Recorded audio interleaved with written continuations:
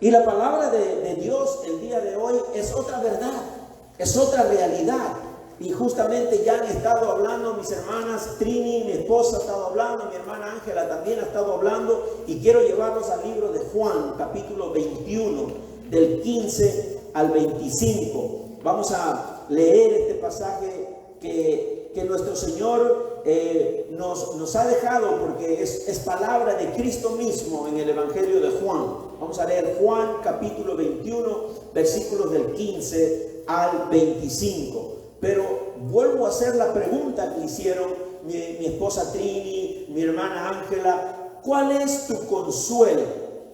Ahora que estás en vida, ¿cuál es tu único consuelo en esta vida? Esa es una pregunta que debemos hacernos constantemente, porque puede ser que sin darnos cuenta nuestro consuelo es algo terrenal, y algo muy terrenal, y algo muy de este mundo, y algo muy de esta sociedad, y algo muy de todo lo que nos aferra a permanecer en este lugar. Es lindo estar aquí.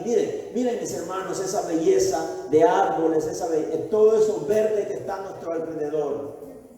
Este es nuestro consuelo únicamente en la vida, el que podamos disfrutar del calor, del frío, de la lluvia, de la luz del día, de las estrellas en la noche. Yo cuando llegué aquí a Ponciana es lo que más disfruté de ver las estrellas y la luna en la noche. Allá en New Jersey, New York, casi no se ve mucho eso. Allá es mucho más oscuro, ¿verdad? Pero aquí me impresionó mucho eso. Y me encantó, y yo recuerdo que paraba más en la yarda de la casa al atardecer, al anochecer, porque me gustaba observar las estrellas. Y ahora ya he dejado de hacer eso. ¿Cómo me acostumbré tanto? ¿Verdad? ¿Cómo es? Entonces la pregunta es, ¿cuál es nuestro consuelo mientras estamos en vida? Ahora que usted está disfrutando de la vida que el Señor le da, ¿cuál es su consuelo? ¿Cuál es su verdadero confort? Porque lo que dijo mi esposa es cierto. Consuelo quiere decir algo de fuerza, vitalidad, que te mantiene de pie. ¿Qué es lo que te mantiene de pie? ¿Cuál es tu vitalidad? ¿Cuál es tu fuerza? ¿Cuál es tu vigor? ¿En dónde se sostiene tu fuerza? ¿En dónde se sostiene tu vigor? ¿En dónde se sostiene tu vitalidad? Entonces, ¿cuál es tu consuelo en la vida? ¿Y cuál es tu consuelo en tiempos de aflicción? Hoy hay muchos en aflicción. Cada familia está sufriendo, muchas familias están sufriendo con esta situación. Ya yo estoy como esperando siempre una noticia así, porque tengo comunicación hasta con algunas amistades familiares del Perú. En Perú la situación está muy difícil. Y esos hospitales están cada día como si fuera cosa del día ya, ¿verdad? Y la verdad que eso me lleva a arrodillarme delante de mi Señor. Y decirle, Señor, ¿qué nos quieres decir con todo esto? ¿Qué nos quieres enseñar? ¿Cuál es nuestro consuelo mientras todo nos sonríe? ¿Y cuál es nuestro consuelo mientras estamos en tiempo de aflicción? Y entonces, mis hermanos, el día de hoy quiero decirles que más allá de activarnos como iglesia en oración, más allá de orar, más allá de pedirle al Señor un milagro de vida para que nos sane esas enfermedades, mis hermanos, esta situación a muchos los tiene paralizados. Los tiene en una incertidumbre, no saben a qué van a hacer ni a dónde van a ir, sobre todo los que están afectados económicamente. Económicamente están afectados. Es más, dicen que el próximo año la economía será peor. Pero aquí yo no he venido para anunciar cosas negativas ni cosas pesimistas, sino que cuál es nuestro consuelo cuando nos toque vivir esa situación. Somos cristianos solamente cuando todo nos sonríe. ¿Qué hacemos cuando estamos en tiempo de aflicciones? Y también quiero decirles, mis hermanos, porque ahora vamos a leer este pasaje de Juan, pero quiero decirles que cuál va a ser la implicancia de nosotros en cuanto a la vida y en cuanto a la muerte. ¿Qué pensamos de todo eso?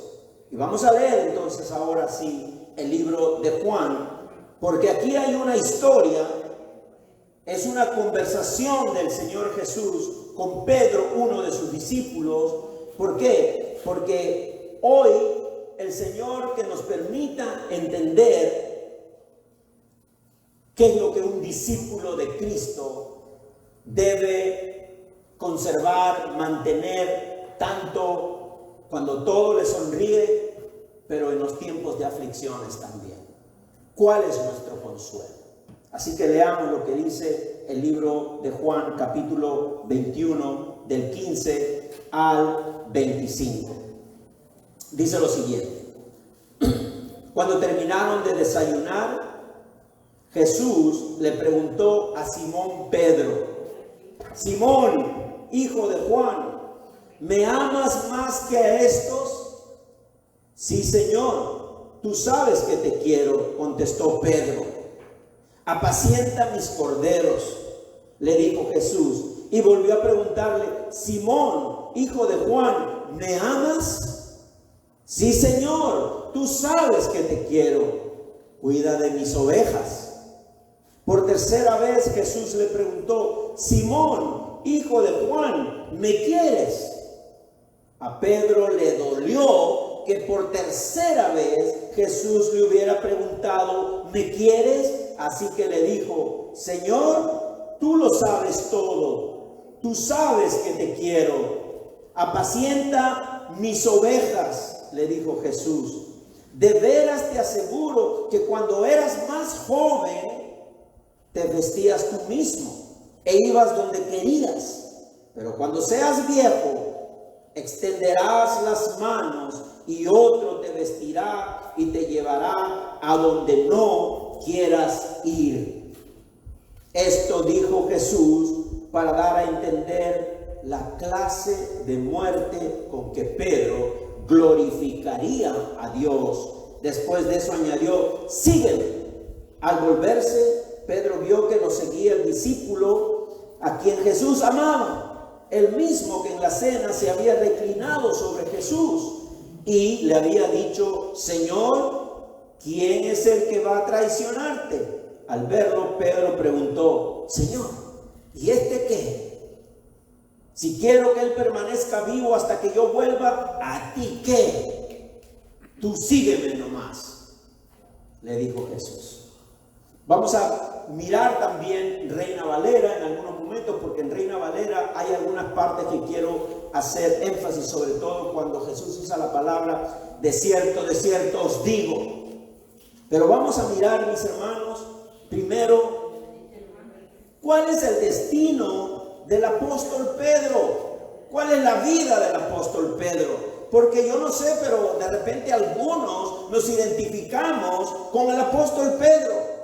A menos que el Señor haya transformado completamente su corazón 360 grados y que usted no se parece en nada, absolutamente en nada al apóstol Pedro.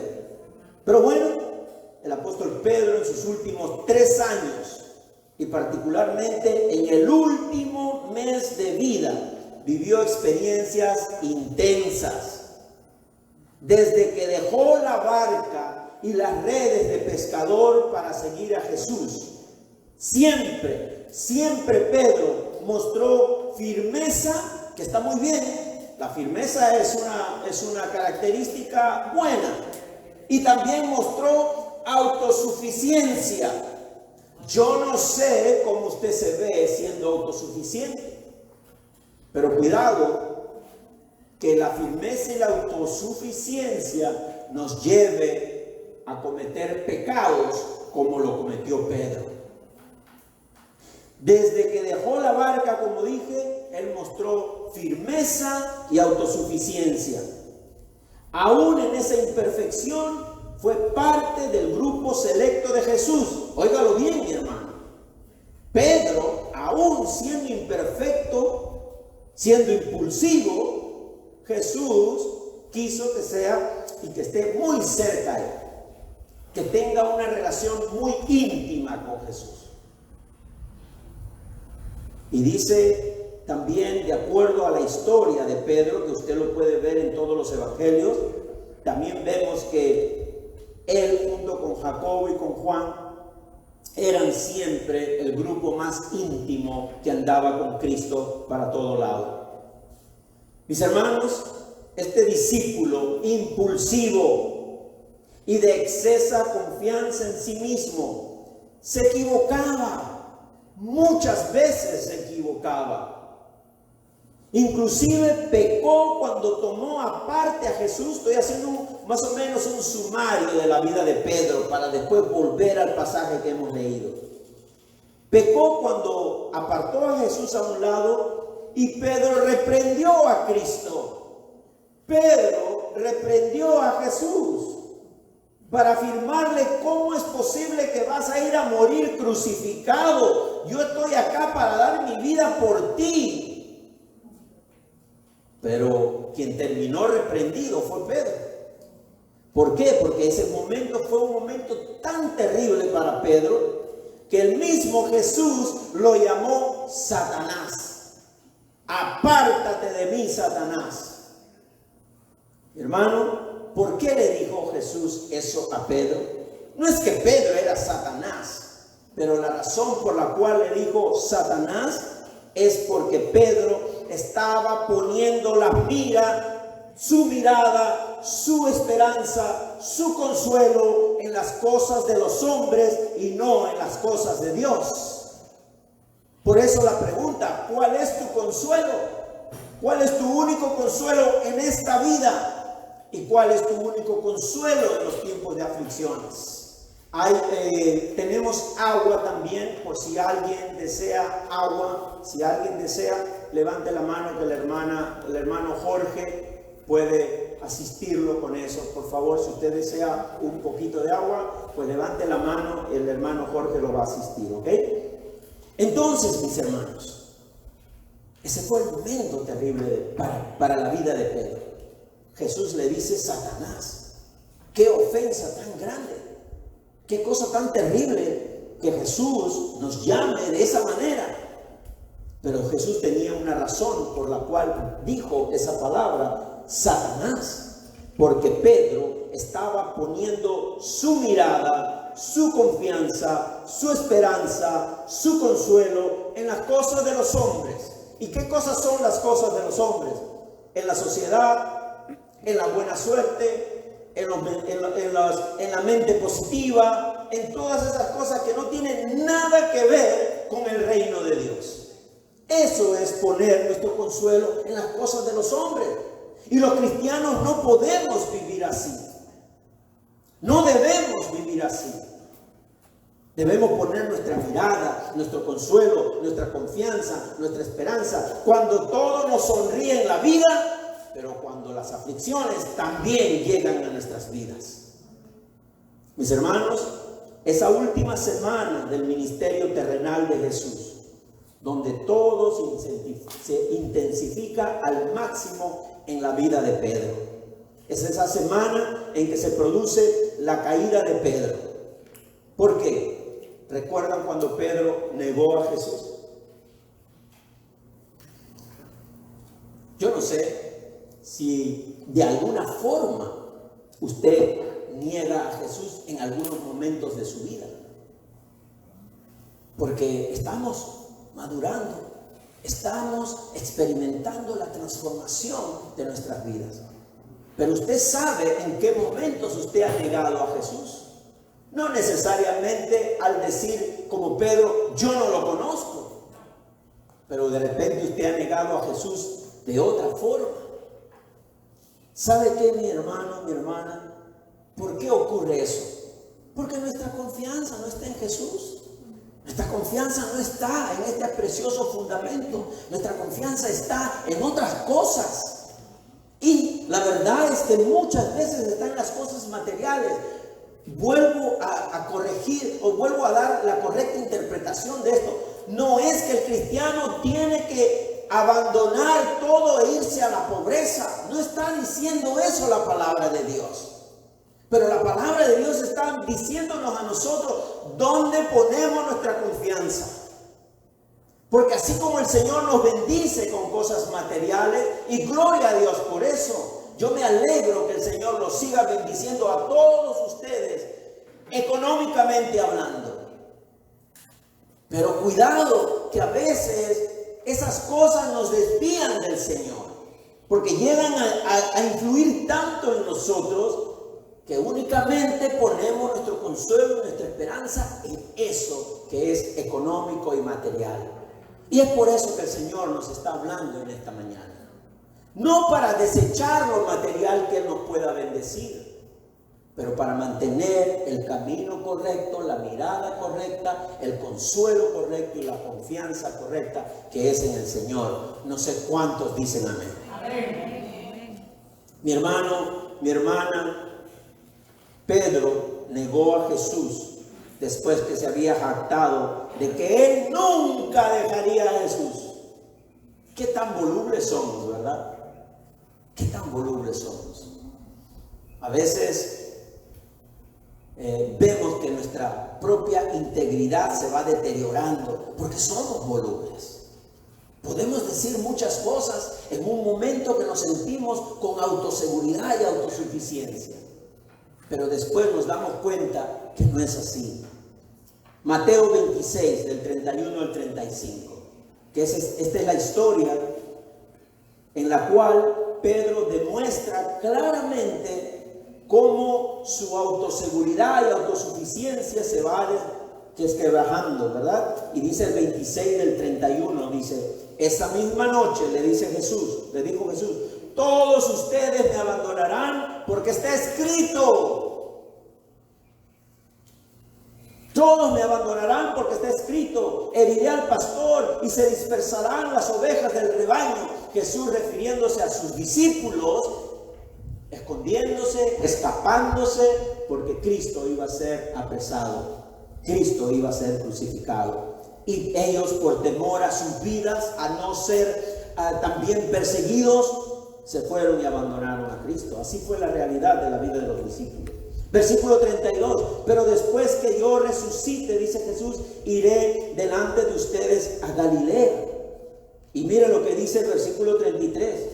Aunque todos te abandonen, declaró Pedro, yo jamás lo haré, Señor. Yo jamás lo haré. Y sigue diciendo el versículo 35, ¿verdad? Y los demás discípulos dijeron lo mismo. Se contagiaron de Pedro.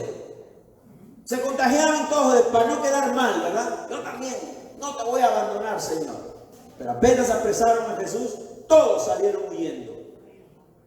Mi hermano, mi hermana, cuando leemos ahora sí, aterricemos al 21, ¿verdad? Juan 21. Cuando leemos Juan capítulo 21, si alguien me ayuda, mi hermano, con algo que tenga peso para poner aquí, porque si no las hojas de la Biblia y así no la puedo leer bien, por favor, si encuentras ahí algo, si no, no importa. Entonces en Juan 21 notamos que Jesús está hablando, pero es un Jesús resucitado, ¿ok? Es un Jesús resucitado. Eso es lo interesante de este pasaje de Juan, porque es el último capítulo y ya está hablando un Jesús resucitado. Ya no el Jesús que ellos habían conocido antes de ir a la cruz del Calvario. Ahora es un Cristo resucitado, de carne y hueso. Así es la resurrección, mi hermano, mi hermana, de carne y hueso. Entonces, en este pasaje está hablando un Jesús resucitado y se presentan sus discípulos, ¿verdad? Para restaurar la fe de ellos. Interesante que Jesús, después de ir a la cruz del Calvario, después de haber andado con ellos 3 años, después de haberles demostrado que Él es el Cristo, el Hijo de Dios, tiene nuevamente, ya resucitado, volver a presentarse delante de sus discípulos para seguir fortaleciéndoles la fe. Porque parece que ya la estaban perdiendo. Parece que la fe estaba disminuyendo. ¿Por qué? Porque habían puesto su mirada en otras cosas. Su confianza en otras cosas, su consuelo en otras cosas, su seguridad en otras cosas, pero no en el Cristo al cual ellos habían conocido. En Juan 21, Cristo es el Cristo resucitado. Él está hablando ahora a sus discípulos. Y en ese Juan capítulo 21 que estamos leyendo, Jesús se presenta para restaurar la fe de todos ellos, y en el contexto de este pasaje se dedicó personalmente a restaurar el corazón de Pedro, especialmente restaurar el corazón de Pedro. Parece que los otros discípulos no estaban tan afectados en su fe, pero parece que Pedro sí, porque él se dedica exclusivamente a su discípulo llamado Pedro. Suena como si esa restauración fuera el final de una gran historia, pero más bien estaba empezando recién con Pedro. En muchas conversaciones que Jesús tuvo con Pedro, usó esa frase que digo que está escrito en Reina Valera: de cierto os digo, de cierto te digo. ¿Qué indica esa frase? Cuando Jesús dice de cierto te digo, de cierto os digo. ¿Por qué tiene que repetir 2 veces la misma expresión?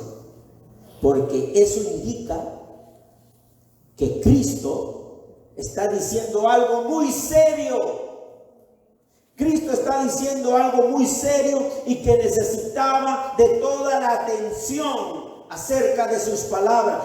Cristo resucitado está hablando en este pasaje a nosotros algo muy serio en esta mañana, que necesita que se le preste atención. Mi hermano, mi hermana, en este pasaje el Cristo resucitado nuevamente usa esa frase solemne, ¿verdad? De cierto os digo. Y en este pasaje mismo, esa frase solemne que le dice, especialmente en el versículo de 19 hacia adelante. Vamos a leer desde el 18. De veras, o de cierto te digo, que cuando eras más joven te vestías tú mismo e ibas a donde querías, pero cuando seas viejo extenderás las manos y otro te vestirá y te llevará a donde no quieras ir. Interesante, ¿no? Pareciera como que Jesús le está diciendo a Pedro: cuando tú eras niño, ¿verdad? O cuando tú eras joven, ya joven especialmente, tú mismo te vestías, tú mismo cogías tu ropa, tus tenis, tu Reebok, tu Adidas, tu Nike, ¿verdad? Tú mismo cogías tu estilo de ropa, pero ahora cuando seas viejo, extenderás las manos y otro te vestirá y te llevará a donde no quieras ir. Pero no está hablando de eso. No está hablando de la juventud y la vejez, de que ya cuando llegamos a una etapa de vejez, que nos tienen que atender y nos tienen, Ramón está feliz que uno la atienda, ¿no? Nos tienen que atender. Ella el otro día me dijo que yo soy una niña. Bueno, a ver, así me dijo, yo soy una niña. Y ahora yo le digo, niña, cuando te conviene, ¿no? Pero no está hablando de eso el Señor Jesús, porque el versículo 19 explica lo que es esa expresión. Le dice: esto dijo Jesús para dar a entender la clase de muerte con que Pedro glorificaría a Dios. ¿Cómo? La clase de muerte que glorificaría a Dios. ¿Será que nosotros como discípulos de Dios, nuestra muerte glorifica a Dios? No, yo quiero que mi vida glorifique a Dios, no mi muerte. Pero aquí la palabra dice que los discípulos de Cristo glorifican a su Señor, inclusive con la muerte. Porque así lo ha decidido el Señor. Él se glorifica con nuestras propias aflicciones. No porque Él sea sádico, ni porque le guste que nosotros suframos, sino que Él sabe que ese camino de muerte es un camino para una mejor vida. Para una vida que no tiene absolutamente nada de comparación en lo que vivimos ahora. Yo no sé cuántos de ustedes se preparan para ir a algún lugar paradisíaco, ¿verdad? Hermoso, que casi no se ve en ningún lugar del mundo. En Sudamérica están locos por ir a las playas. Por ahí hay una playa por ahí por Venezuela, una playa hermosa, o creo que Santa Marta, ahí por Colombia, porque las playas del Pacífico, como son de agua muy fría, el Pacífico es de agua muy fría y de agua muy agitada. y por lo tanto la arena es mucho más oscura. Pero la gente quiere tener esa experiencia de algo diferente, ¿verdad? Algo paradisíaco, que así nomás cualquiera no lo ve constantemente, no está. Bueno, mi hermano, no solamente esas cosas que nosotros creemos que es lo más lindo que puede haber en el mundo, no se compara en absoluto en lo que será nuestra vida eterna en la presencia del Señor. Y como cristianos debemos estar convencidos de esa realidad. Si no, nos vamos a desenfocar y perder nuestra confianza en el Señor y poner nuestra confianza en otras cosas. Mi hermano, mi hermana, la expresión de Jesús, extender las manos, era usada en el griego koiné, en ese griego popular, para referirse a la crucifixión. Pedro también sería crucificado. Pedro también sería crucificado. Y las palabras de Jesús dejan en claro, primero, que el Señor veía cada uno de los días de su discípulo Pedro. Él ya conocía los días del futuro de Pedro, hacia el futuro, y sabía el fin de su discípulo. Jesús es Dios y ejerce su atributo divino de omnisciencia y de providencia. Jesús conoce nuestro futuro. Por eso es que únicamente nuestro consuelo es Él, porque Él conoce nuestro futuro. Nadie más puede conocer nuestro futuro. ¿En quién podemos confiar? Mi hermano, mi hermana, la historia de vida de cada cristiano, tuya y mía, es conocida por el Señor. Yo no sé lo que va a pasar mañana con ustedes. Ustedes no saben lo que va a pasar mañana conmigo. Pero ustedes confíen en Cristo, que Él sabe cuál es su mañana. Y yo confío en Cristo porque yo estoy seguro que mi Cristo conoce mi mañana. Cualquiera que sea, mi confianza está en Cristo. El Señor no solo ve nuestro pasado, no solo ve nuestro presente, pero también ve nuestro futuro, porque cada día está en su plan perfecto. Y el mismo Dios que se llama nuestro Padre y nuestro buen pastor es el que ha escrito cada uno de nuestros días. Es interesante cuando yo me pongo a pensar en esa omnisciencia de Dios. Al momento del llamado para plantar la iglesia aquí en alguna parte de la Florida Central, yo no conocía Ponciana, ni me imaginaba lo que era Ponciana. No conocía a ninguno de ustedes, ni ustedes me conocían a mí. Pero ya Dios sabía que un día como hoy estaríamos así reunidos entre todos, por un buen propósito, para darle la gloria y la honra solo a Él, porque Él tiene el conocimiento del pasado, del presente y del futuro.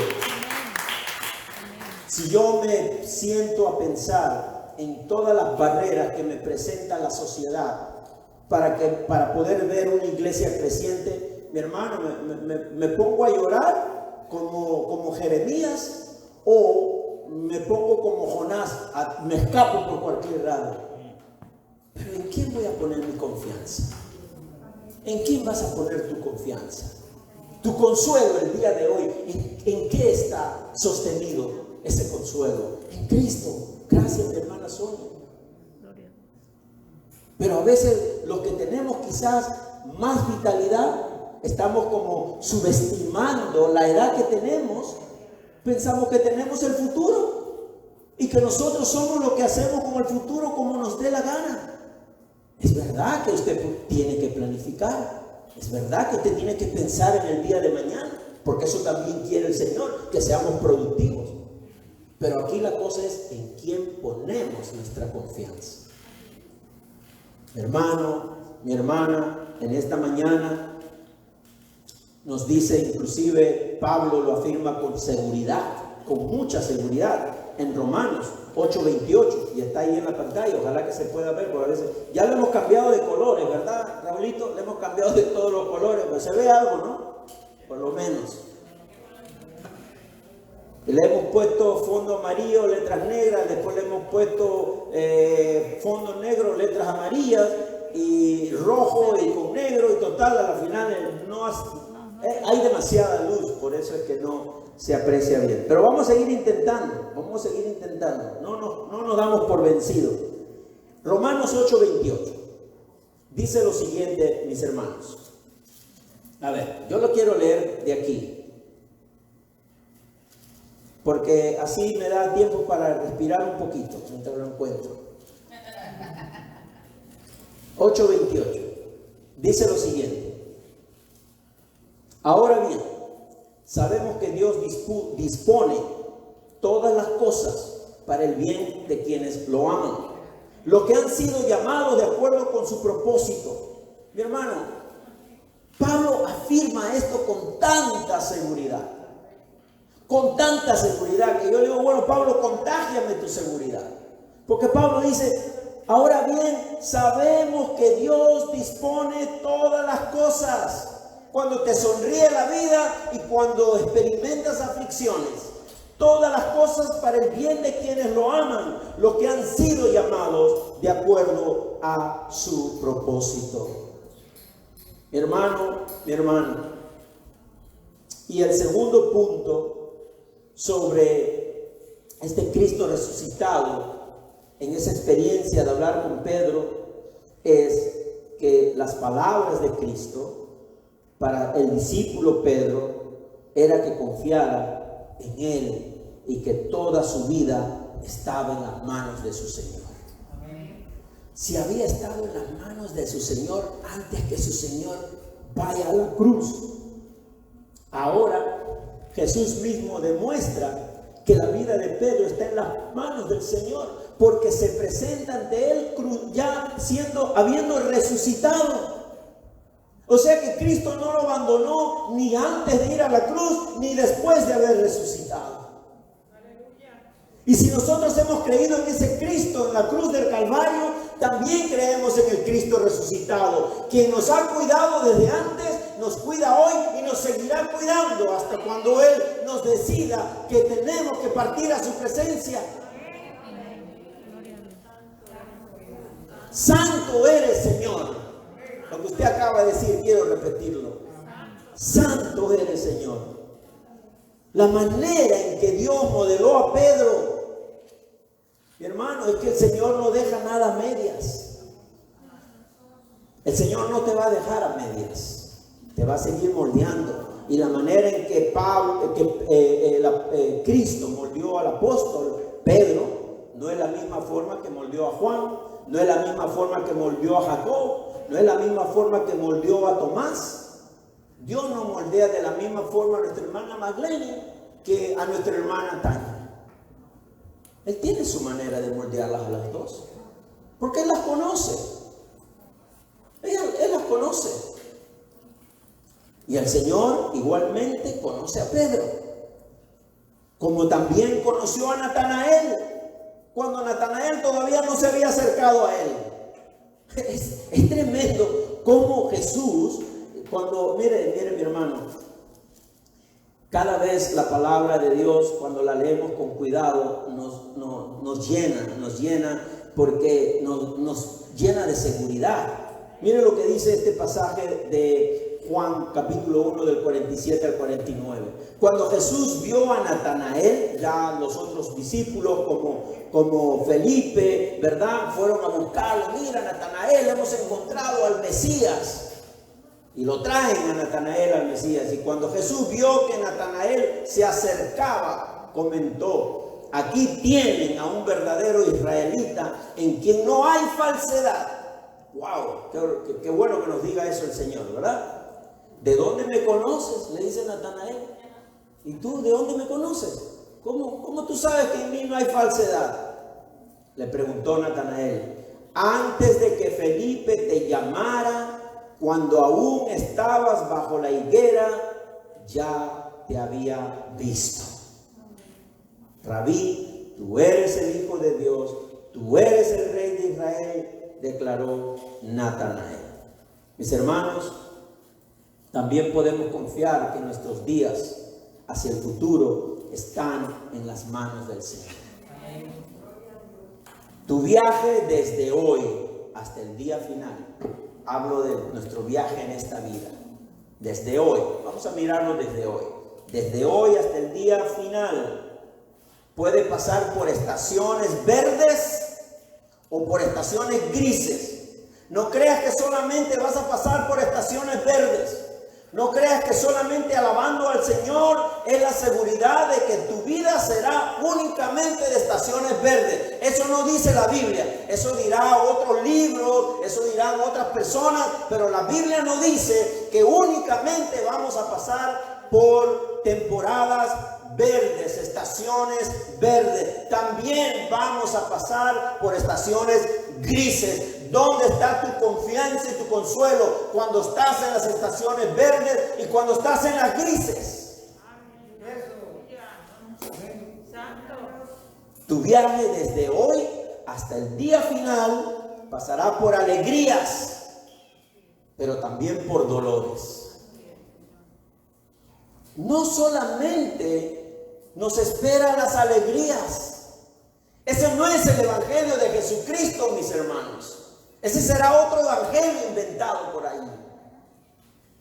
Qué bueno que hoy a muchos de nosotros nos está el Señor haciendo pasar por tiempos de alegría. Sí, lo hay. Tengo a mi familia, todos sanos. Tengo a mi hija sana, tengo a mis nietos sanos. Me alegro de ver que todo está bien. Pero algún día experimentaré el dolor. Como cuando lo experimenté en marzo, cuando se abrió esta noticia de la pandemia y mi tío murió en Madrid a causa del COVID-19. Pero ahora estoy en tiempo de alegría. Pero anoche no pude dormir. Me levanté a las 5:15 de la mañana, triste porque algunos de nuestros hermanos van a partir. No con el Señor, pero van a mudarse a otro lugar. Hay que pasar por alegrías.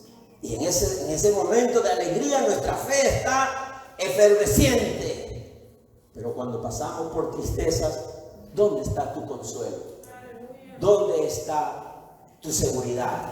¿Dónde está tu confianza? Mi hermano, mi hermana, en esta mañana te digo que desde hoy hasta el día final puedes pasar por estaciones verdes y otras grises, por alegrías y por dolor, por momentos gratos y por momentos terribles, pero puedes confiar que el mismo Dios que te amó desde el principio es el mismo Dios que te guardará en cada una de las estaciones, en cada una de las estaciones. Es el mismo Dios, es el mismo Cristo. Gloria a Dios. Mis hermanos, el llamado de este discípulo, los versículos del 21 al 23 en este libro de Juan, ¿qué nos dice? Del 21 al 23 le dice Jesús a Pedro, ¿verdad? Jesús resucitado vuelve a hablar con Pedro y le dice, al verlo Pedro le preguntó, Señor, ¿y este qué? Si quiero que él permanezca vivo hasta que yo vuelva, ¿a ti qué? Tú sígueme nada más. Es tremendo, porque Pedro se encontraba con cada lección. Porque es interesante que el Señor le está diciendo, Pedro, os digo, ¿verdad? Te digo, y le llama la atención justamente con esa frase para que él esté atento a lo que el Señor le quiere decir, ¿verdad? De cierto te digo, de cierto te digo. Y Pedro, en vez de preocuparse de eso que le está diciendo Jesús, porque Jesús le está diciendo, Pedro, te encargo que pastorees y apacientes mis ovejas. De cierto te digo, sí Señor, yo te quiero, pastorea mis ovejas. De cierto te digo, sí Señor, yo te quiero, yo te amo. Bueno, apacienta mis ovejas, cuida mis ovejas, pastorea mis ovejas. Y no solamente eso le dice, sino que le anuncia la muerte de Pedro. Y Pedro, en vez de poner su atención en lo que Jesús le está diciendo en cuanto a la vida de él. Y le dice, ¿y qué hay de Juan? ¿Qué va a pasar con Juan? ¿Qué va a pasar con Juan? Con Juanito, ¿qué va a pasar? Preocupado, ¿qué va a pasar con Juan? Desenfocado completamente. Pero el Señor sigue perseverando en él. Es que es tremendo, mis hermanos. A veces nosotros creemos que nosotros somos los que perseveramos en el Señor, pero es el Señor que persevera en nosotros. Y qué bueno que el Señor persevere en nosotros. Si no, ¿dónde estaríamos? Mi hermano, se interesa más bien en preguntar sobre el final de Juan. Ante esto Jesús lo reprende diciéndole que eso no era asunto suyo. No te interesa eso a ti en este momento, Pedro. Lo que te interesa es apacentar mis ovejas, seguir el ministerio, y también te interesa que yo te estoy anunciando que vas a morir. Él se ha metido, dice, ¿verdad? Es que Pedro no debía curiosear en aquello que solo está en la voluntad de Dios. Solo está en la voluntad de Dios. El caso de Juan fue distinto al caso de él. Juan también experimentó persecución, pero Juan escribió el libro de Apocalipsis. Y él estaba preso en la isla de Patmos cuando escribió ese evangelio, ese Apocalipsis. Pero no experimentó la misma muerte que Pedro, ni violenta ni de martirio. Más bien murió de viejo. Largos años el Señor le concedió. Pedro fue llamado a una muerte con martirio, mientras que Juan fue llamado a una larga vida, siendo uno de los últimos apóstoles, que es Juan, de dar testimonio acerca de la revelación de Dios en el libro de Apocalipsis. El Señor prueba a cada uno como Él considera apropiado. El Señor prueba a cada uno como Él considera apropiado. Y a veces confundimos las pruebas con los castigos. El Señor está probando tu fe. ¿En quién pones tu consuelo en esta mañana? Está claro que no todos reciben la salvación de la misma manera.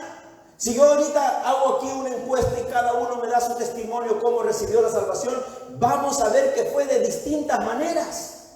No todos llegan a los pies del Señor por un sufrimiento, por una enfermedad o por un problema. Hay muchos que la vida le sonríe en todas las cosas, pero el Señor viene a él, toca su vida, abre su corazón como alivia, regenera esa vida a través de la obra del Espíritu Santo, y de pronto se da cuenta que es un pecador. Y que todo le sonreía en la vida, pero se da cuenta que su alma está vacía. Y el Señor lo hace.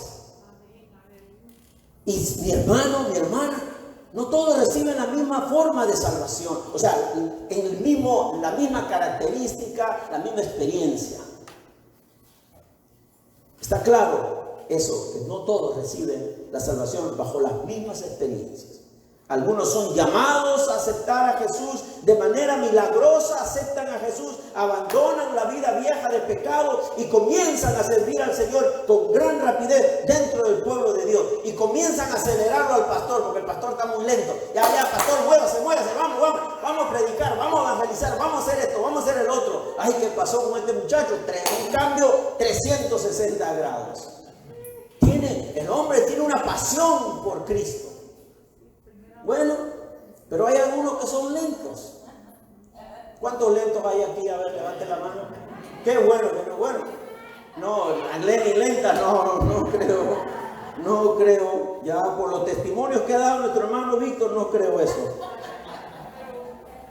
Mi hermano, dice J.C. Ryle, dice lo siguiente: el Espíritu Santo no siempre guía a los creyentes a través de la misma experiencia o la misma velocidad. En esto hay mucha diversidad en su forma de obrar. No juzguemos a otros impulsiva ni apresuradamente. Pensemos que los comienzos de un hombre y una mujer en el camino de la fe pueden ser muy pequeños, pero su final puede demostrar un gran crecimiento. Así que vamos a avanzar. ¿Qué horas tiene, mi hermano? Vamos a avanzar. La muerte del discípulo. 10 menos. Bien. El pasaje de Juan también nos enseña que la muerte de Pedro glorificaría a Dios. Jesús lo dice, que su muerte glorificaría a Dios. El versículo 19 dice esto, dijo Jesús, para dar a entender la clase de muerte con que Pedro glorificaría a Dios. La clase de muerte con que Pedro glorificaría a Dios. Y pensemos que desde que Pedro recibió ese anuncio, de seguro que no podía dormir. Cada día que le quedaba en esa tierra, quizás despertaba o dormía sabiendo que moriría violentamente a manos de otros por su fe en Cristo. Y por eso, en esos momentos, podría ser, mis hermanos, una tentación para desmayar, para no querer continuar, para cuestionar, para abandonar la fe. Pero la fe también sería ratificada en la muerte del discípulo.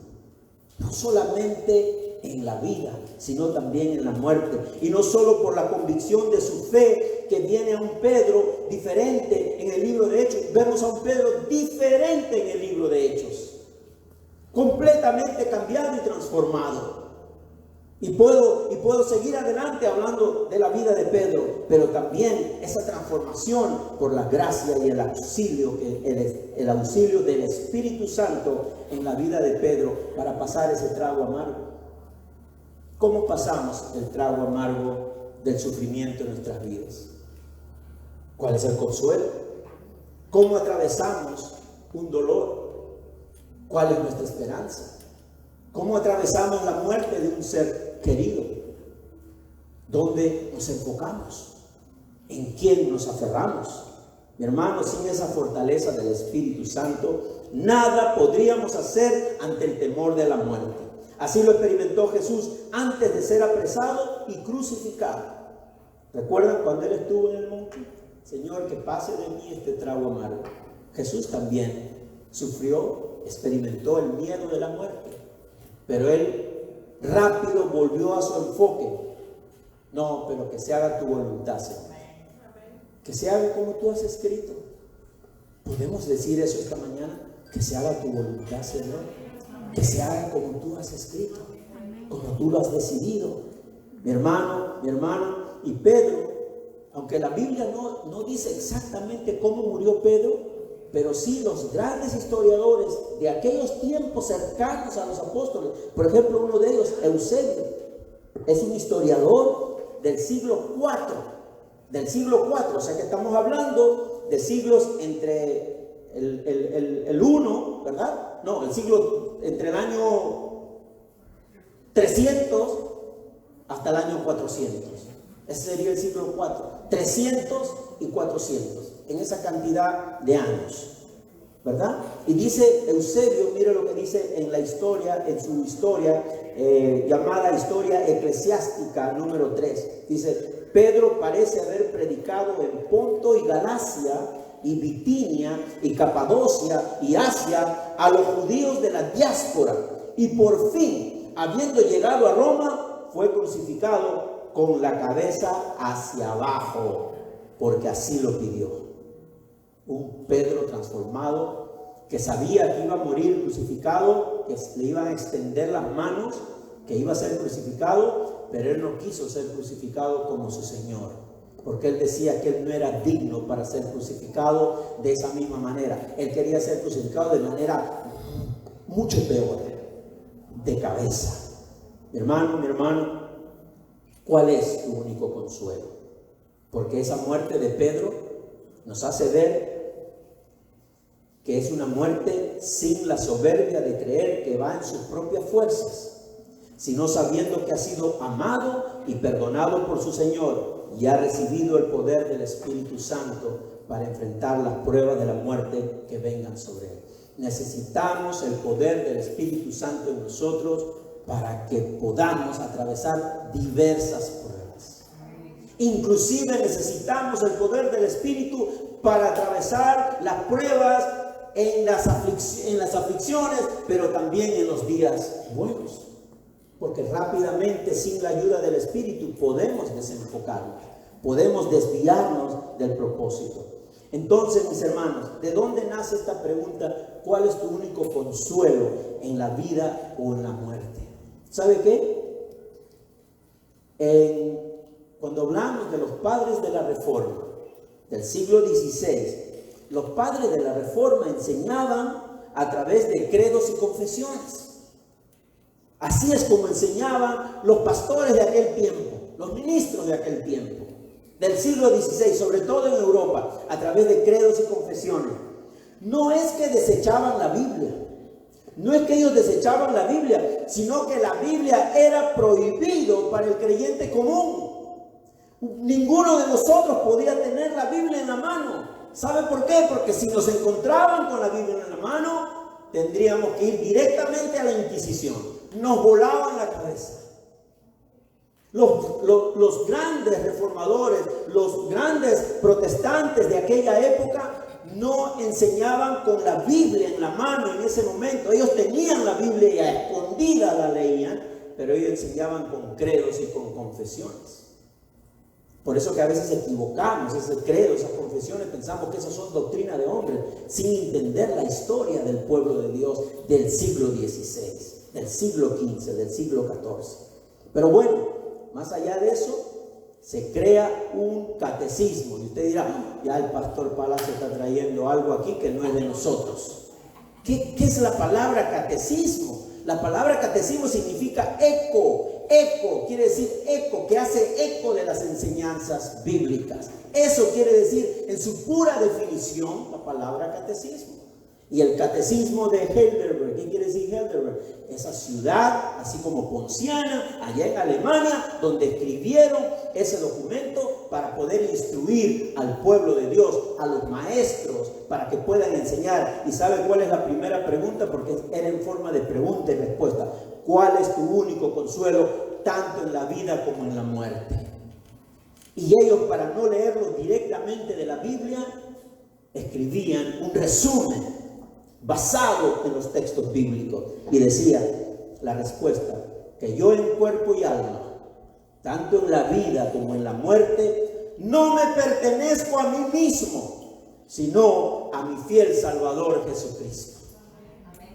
Y quien pagó por completo todos mis pecados con su preciosa sangre y me libró del poder del diablo.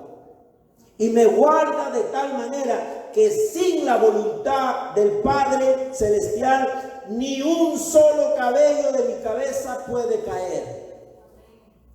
Ni un solo cabello de mi cabeza puede caer. Antes es necesario que todas las cosas sirvan para mi salvación. Yo de broma le digo a mi esposa, me dice, se me está cayendo el cabello. Bueno, el Señor dice que ni un solo cabello de tu cabeza se va a caer si no es por la voluntad de Él. Así que champú, no sé qué otras cosas podrán usar allí para que no se caiga, pero ya se cayó. ¿Qué vamos a hacer? Por eso me asegura, por su Espíritu Santo. ¿Qué nos asegura el Espíritu Santo? La vida eterna, y me hace completamente dispuesto y listo para vivir para Él de ahora en adelante. Vivamos para Él de ahora en adelante, solo para Él. Ame a su esposa, ame a sus hijos, pero ame a Cristo en primer lugar. Den un aplauso al Señor.